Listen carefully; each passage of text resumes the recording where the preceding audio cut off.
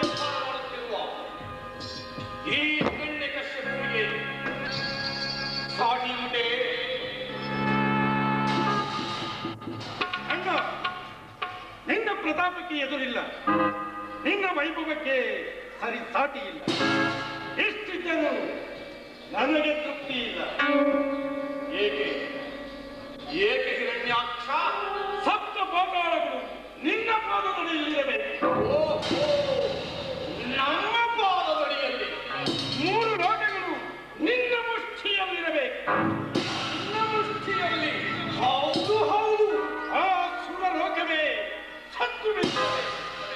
ಆ ಸುರಲೋಕವೇ ಸತ್ತು ಬಿದ್ದಿದೆ.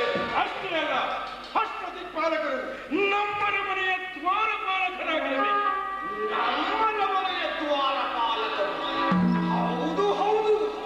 ಅಷ್ಟೇ ಅಲ್ಲ ಅಣ್ಣ, ಕಾಮಧೇನುವಿನಡೆ ಕಾಮಚಾಚಿ ಕಲ್ಪವೃಕ್ಷದಲ್ಲಿ ಮಲಗಿರುವ ನಿನ್ನನ್ನು ಆ ಶಶಿಪತಿಯು ಹೆದರಿ ಪೂಜಿಸಬೇಕು. ಹೆದರಿ ಪೂಜಿಸಬೇಕು? ಹೆದರಿ ಪೂಜಿಸಬೇಕು? ಅಪ್ಪಣೆ ಕೊಡಣ್ಣ. ಸುರಲೋಕವನ್ನೇ ಸೂರೆಗೈದು ಹರಿಹರ ಬ್ರಹ್ಮಾದಿಗಳನ್ನು ಎಡಮುಡಿ ಕಚ್ಚಿ ನಿನ್ನ ಫಲದಲ್ಲಿ ಸಂಗಮಿಸುತ್ತೇನೆ.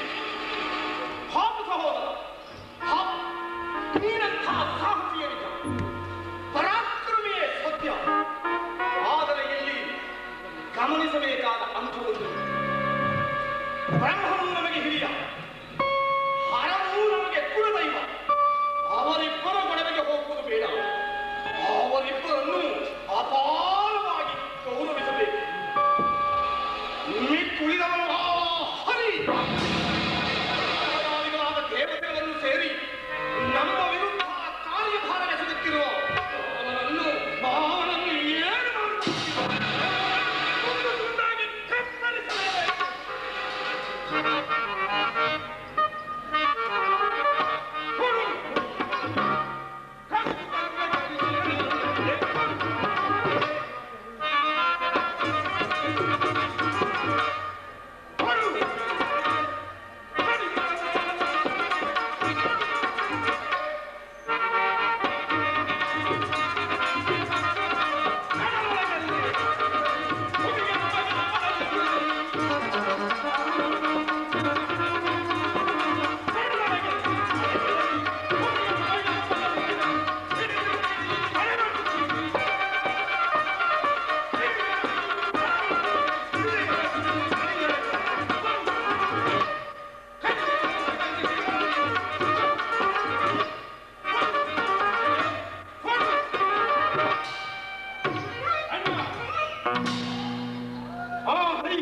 ಚತುರ್ದಶ ಭುವನಗಳಲ್ಲೆಲ್ಲೇ ಹರಿಬಿದ್ದರು ಅವರನ್ನು ಸೆಳೆದೊಂದು ನಿನ್ನ ಪಾದದಲ್ಲಿ ತುಂಬಿಸುತ್ತೇನೆ.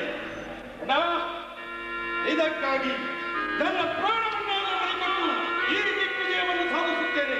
ಅಪ್ಪಣೆ ಕೊಡೋಣ. ಹೇಳಿಸಬಹುದು.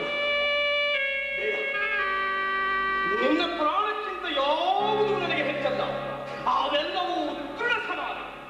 ನೀನೊಬ್ಬನಿದ್ದರೆ ಸಾಕು, ನಮಗೆ 3 ಲೋಕಗಳು ಇದ್ದ ಹಾಗೆ. ಅಣ್ಣ, ನನ್ನ ಪ್ರತಾಪದಲ್ಲಿ ನಿನಗೆ ಶಕ್ತಿ